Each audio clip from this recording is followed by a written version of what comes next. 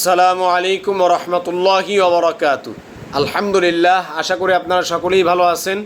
দিনী আলোচনায় আপনাদের সবাইকে স্বাগতম।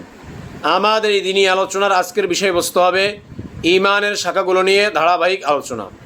তারই ধারাবাহিকতায় আমরা ঈমানের 20 নম্বর শাখা তথা অঙ্গীকার, ওয়াদা এবং অঙ্গীকার রক্ষা করা।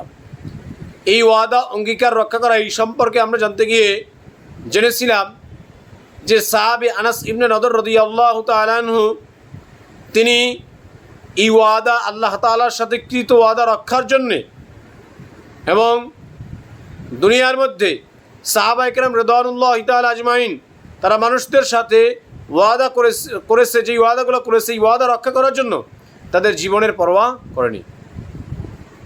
আনাস ইবনে নদর রাদিয়াল্লাহু তাআলা আনহুর এক বিখ্যাত ঘটনা আমি আপনাদের সামনে বলতেছিলাম যে আনাস ইবনে নদর রাদিয়াল্লাহু তাআলা আনহু তিনি রাসূলুল্লাহ সাল্লাল্লাহু আলাইহি সাল্লামের কাছে এসে বললেন যে আমি তো বিগত যে যুদ্ধগুলো গিয়েছে এই যুদ্ধগুলো আমি অংশগ্রহণ করতে পারিনি।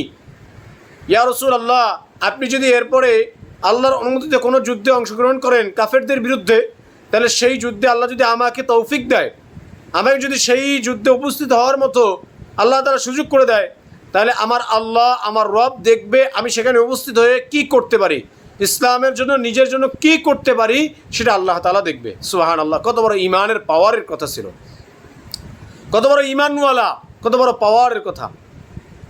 আজকে আমাদের ঈমানও আছে, আমাদের পাওয়ারও আছে, কিন্তু আমাদের পাওয়ার অত শক্তিশালী নয়।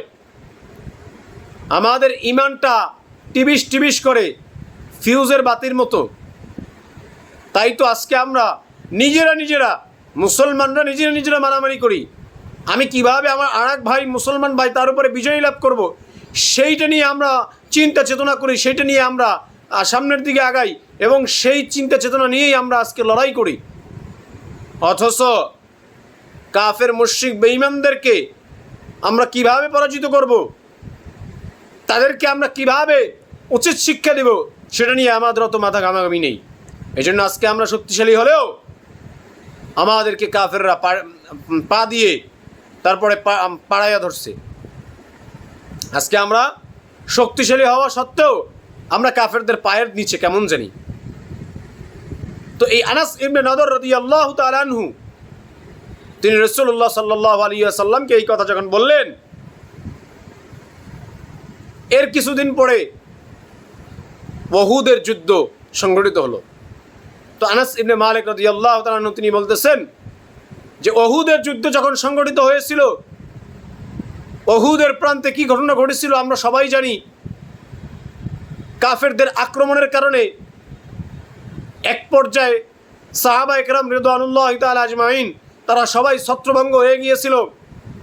শুধু রাসূলুল্লাহ সাল্লাল্লাহু আলাইহি ওয়াসাল্লাম এবং তার সাথে গুটি কয়েক সাহাবায়ে কেরাম রিদওয়ানুল্লাহি তাআলা আজমাইন তারা একত্রে জড়ো হয়েছিল।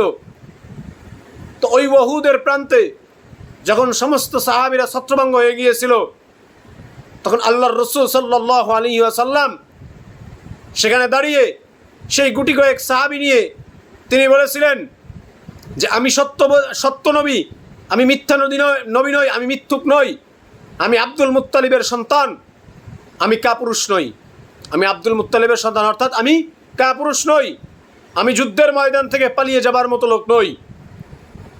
এই ঘোষণা আল্লাহর রাসূল সাল্লাল্লাহু আলাইহি ওয়াসাল্লাম সেই উহুদের প্রান্তে দাঁড়িয়ে দিয়েছিলেন, যেই উহুদের মর্মান্তিক ঘটনা আমরা সবাই জানি।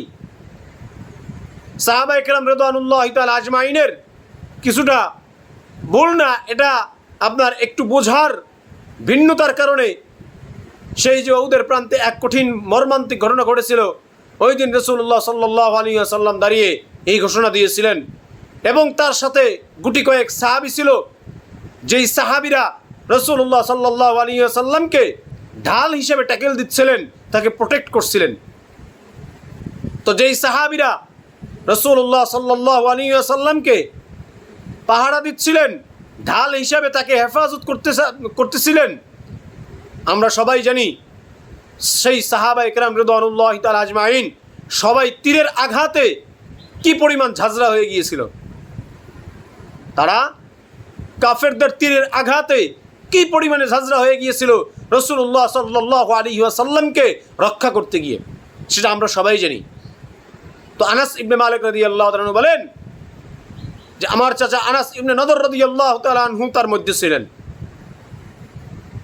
তিনিও ইসলামের জন্য, তিনিও আল্লাহ তাআলার সাথে যে অঙ্গীকার করছে এই অঙ্গীকার রক্ষা করার জন্য তিনি রাসূলুল্লাহ সাল্লাল্লাহু আলাইহি ওয়াসাল্লামের জন্য তার শরীরটাকে কিন্তু এই তীরের আঘাতে ঝাঁঝরা করে দিয়েছিলেন।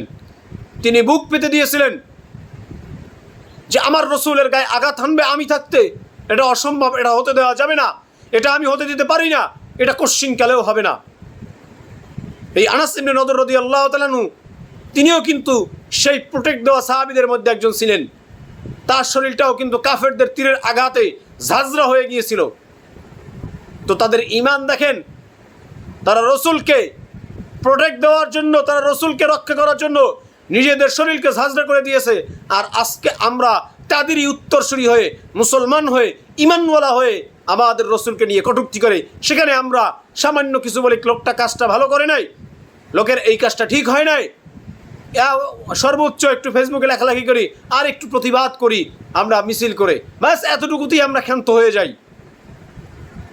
না মুসলমান, এতটুকুতে ক্ষান্ত হওয়ার কারণেই তো আজকে ওই কুলাঙ্গারগুলা, অসভ্যগুলা আজকে আমার নবীকে নিয়ে বিষোদ্গার করার সাহস পাচ্ছে।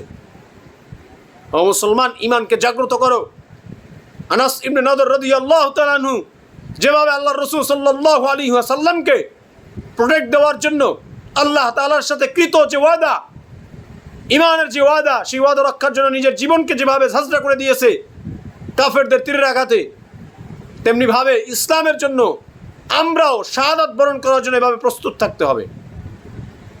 তো এই আনাস ইবনে নদর রাদিয়াল্লাহু তাআলা আনহু ওই যে উহুদের প্রান্তে যেই সমস্ত সাহাবারা রাসূলুল্লাহ সাল্লাল্লাহু আলাইহি ওয়াসাল্লামকে প্রোটেক্ট দিতেছিলেন, যাদের শরীর ঝাঁঝরা হয়ে গিয়েছিল, তাদের মধ্যে একজন সাহাবী ছিলেন তিনিও।